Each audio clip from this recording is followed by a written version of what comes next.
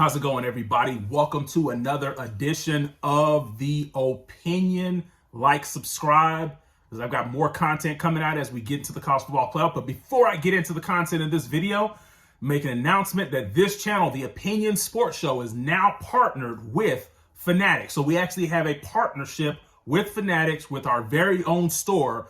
So click on the link in the description, the 50% off doorbuster deal. So if you are a college football fan, if you're a college football fan, especially a fan of one of the teams, TCU, Michigan, Ohio State, Georgia, and you need some new gear before you go to the game, click on the link, get it for 50% off. I'm telling you, this stuff's going off the shelves. They're going to be sold out soon. Get it now.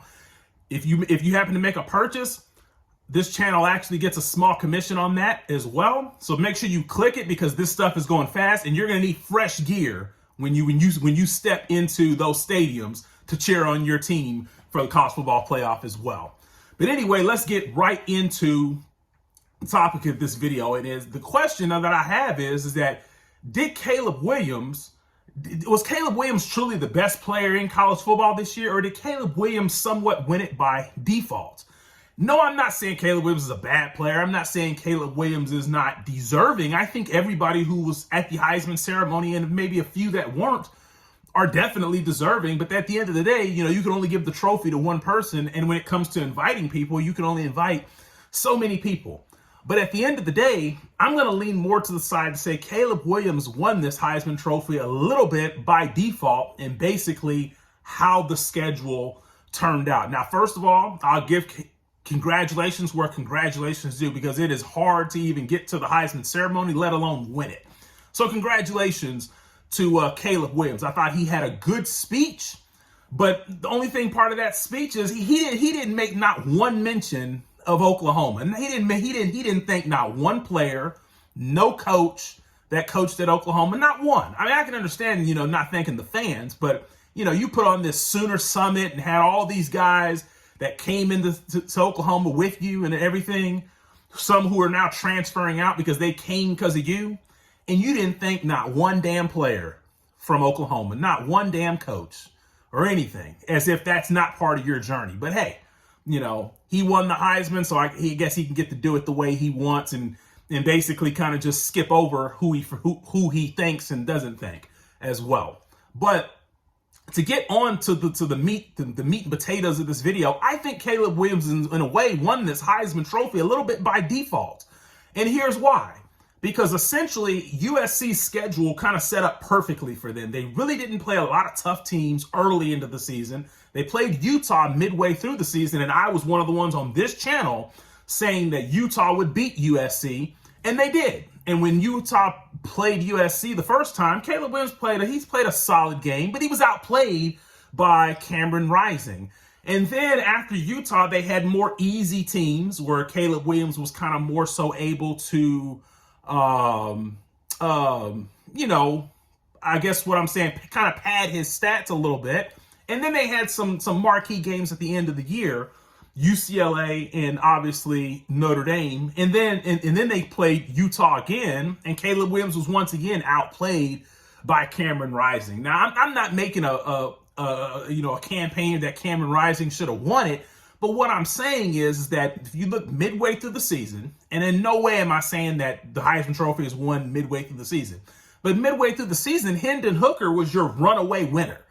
And obviously they played Georgia and they lost, and Hendon Hooker didn't particularly have a good game. And then they just had a debacle versus South Carolina as well. So that right there knocked Hendon Hooker out of it. And then when you look on the flip side with Ohio State really just didn't have any marquee games or really any teams that were going to challenge them all throughout the year until they ran into Michigan.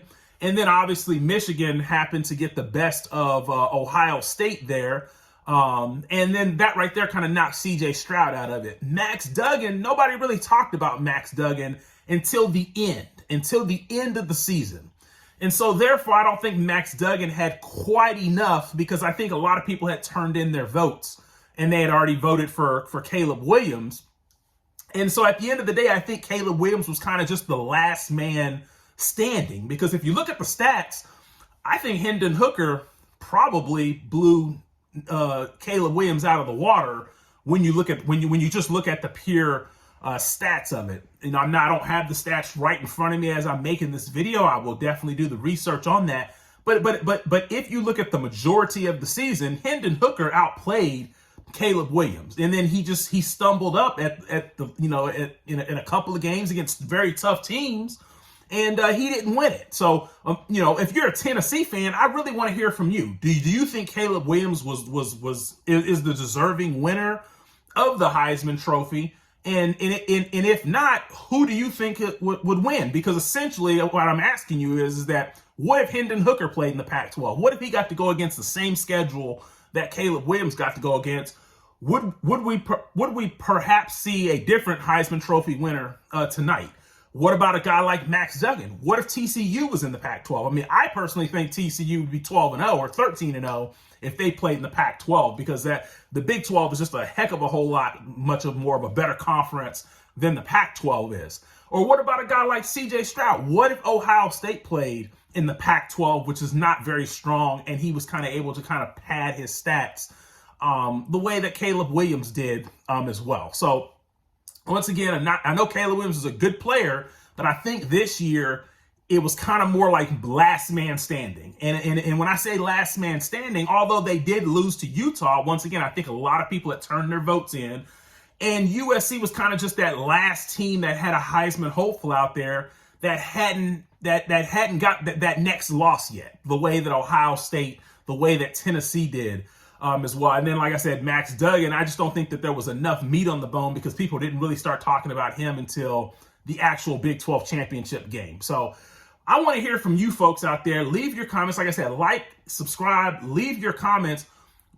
Did Caleb Williams, did he absolutely win this thing, or did he more so just win it by default? Leave your comments, and I'm out.